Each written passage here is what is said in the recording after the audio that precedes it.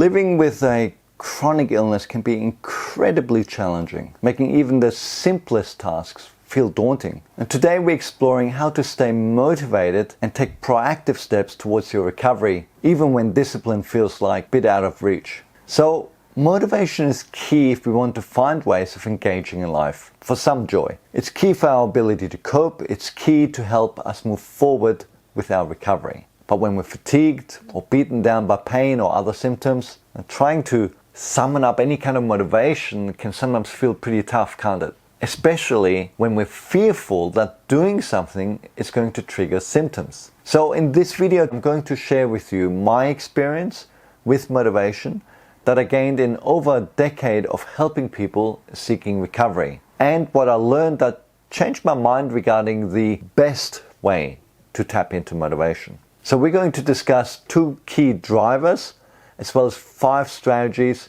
for you to find it easier to be more motivated. For those of you new to the channel, I'm Dan Neufer.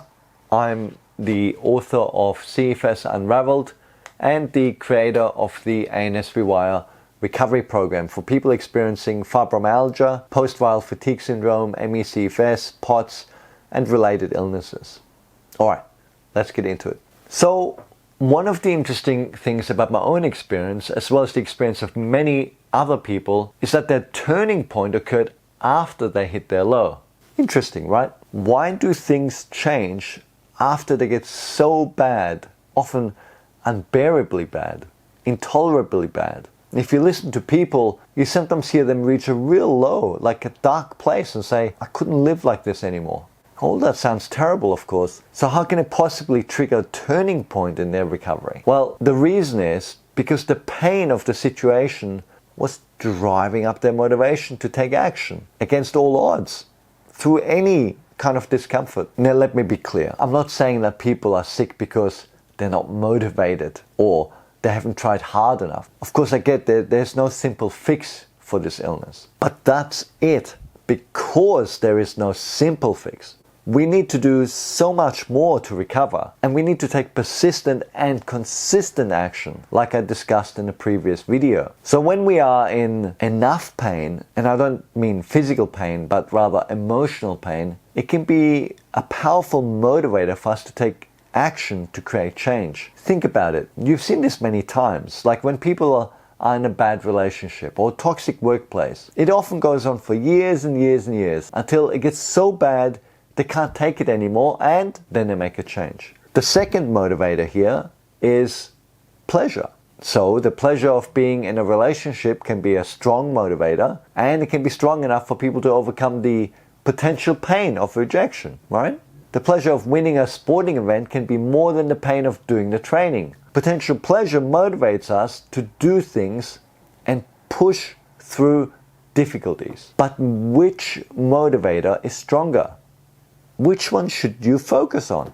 Now, outside of the context of chronic illness, say in sport or business or other life goals, some people out there suggest that pain is a stronger motivator than pleasure. And indeed, this was my view when I started coaching people over a decade ago. As I already mentioned, I kept seeing this in people's recovery journey, including my own.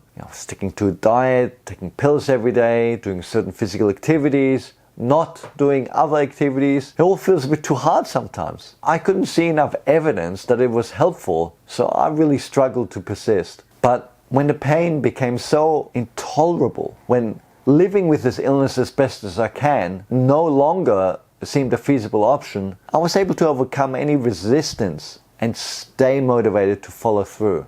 It was probably more desperation than motivation when I think about it. But I noticed 3 problems. When we are suffering, focusing on the suffering, connecting with our pain for motivation, that can be really unhelpful. It can lead to more pain than we can cope with. The second thing is that motivation like that often doesn't last, because as we progress with our recovery, the pain reduces. And third, but not last, is that sometimes it just didn't work. So what about focusing on pleasure as a motivator? Well, this usually meant connecting to activities that we would like to do. But again, there are different problems associated with that. The potential pleasure activity often seems unrealistic and out of reach. Pleasure activity is not a strong enough motivating force. Okay, so we can see there is no perfect solution here. Both motivators have their shortcomings or drawbacks. But what I realized was that whilst avoiding pain right now is clearly a bigger motivator than seeking pleasure in the future, we really need to seek to tap into both motivating forces. And this is especially true as we progress with our recovery, because I've found that people who focus on the pleasure, the go-to motivation, they seem to be much better at maintaining their motivation than people who focus exclusively on the pain motivation. And I think the reason for this is because focusing on the pain is exhausting for one, and it wears us out. And as we progress and our pain reduces and becomes bearable, our motivation tends to fizzle. Having a really powerful emotional go-to motivation, something that we're really passionate about to re-engage, it really helps us stay on track and stay motivated. My mistake over the years was underestimating the role of the pleasure motivation. Probably because of my own experience, which was so pain-dominated. Sample size of 1, not very helpful, right? But having supported hundreds and hundreds of people with their recovery over the last decade, it's really changed my mind about all this. So, here are 5 tips to help you start to improve your motivation. Number 1, as discussed, embrace both current pain and future pleasure as motivation. Number 2, scale your pleasure motivation. Making your goal to be fully well and doing triathlons around the world is unlikely to be motivating for long, as it may feel unrealistic or too far out of reach. So if you're deeply motivated by such a goal, great, keep it. But also make smaller goals that feel more within reach. This might be to go for a 20-minute walk, to be able to do a 10-minute jog, to go for a gentle bike ride. And as well as goals for a middle ground, such as to do some training sessions with a friend for 30 to 60 minutes without pushing too hard, to be able to go on small trips. Number 3, focus on gaining experiences that you can control. We cannot force ourselves to be able to do a level of activity without experiencing post-exertional malaise or flare-ups, without experiencing setbacks. But we can try to expose ourselves to activities, and as long as we focus on making that positive, it can help with our motivation. So for example, we can go and watch the sport we want to participate in, or we can try and experience the feeling of that sport in a small way, by playing a limited way for a few minutes. It's not the real thing, but you get that feeling of maybe holding the racket or being in the water or whatever. The key here is keeping it positive. That feels good. Not, I can never do this again. I want to do it properly or something like that. Number 4, celebrate every victory. You did something? Great. You enjoyed the moment? Fantastic. Maybe small, but it's something. Appreciate it, celebrate it, and get that dopamine going. Getting positive feedback is really key to maintaining motivation. Number 5, social support. Either from chronic illness peers or peers from the activities you're seeking, such as fellow sportsmen, friends or family, seek it. Now we have to be a bit careful here, because that social support has to be, 1, positive, so you don't want other people dragging you down, bombarding you with their negative beliefs or experiences, or even their pity and emotional baggage. And 2, it has to be understanding people who get that your illness is real and know what your limitations are. Because people who don't will often end up pushing you too far and beyond your limits, causing both physical and emotional upset. Now here's my final message to you. You need to be motivated enough to become motivated. That's right. It takes a bit of effort and action. Now ask yourself, what is this lack of motivation costing you? Now, take a moment to write it down. What is it costing you in regards to your everyday life? What is it costing you in regards to your recovery progress? Once you decide to address your motivation, start writing these things down. 1, what is the most painful part of your experience with illness that you just no longer want to tolerate? 2, what are 3 things that would really motivate you that you would love to be doing?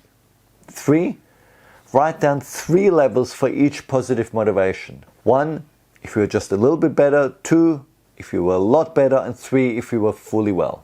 Number 4, start a diary where you record any positive changes to your health and any positive experiences, such as those in line with your pleasure goals. And number 5, write a list of potential people or groups that can support you with your goals and reach out to them. Keeping it clear that you don't seek hype or pressure, just a bit of gentle encouragement. If you found this video helpful, please remember to give the video a thumbs up and subscribe if you haven't already done so. This really helps more people to see the videos. Remember that motivation is personal and fluid. It's about finding what works best for you in your journey towards health and well-being. And realize it changes over time.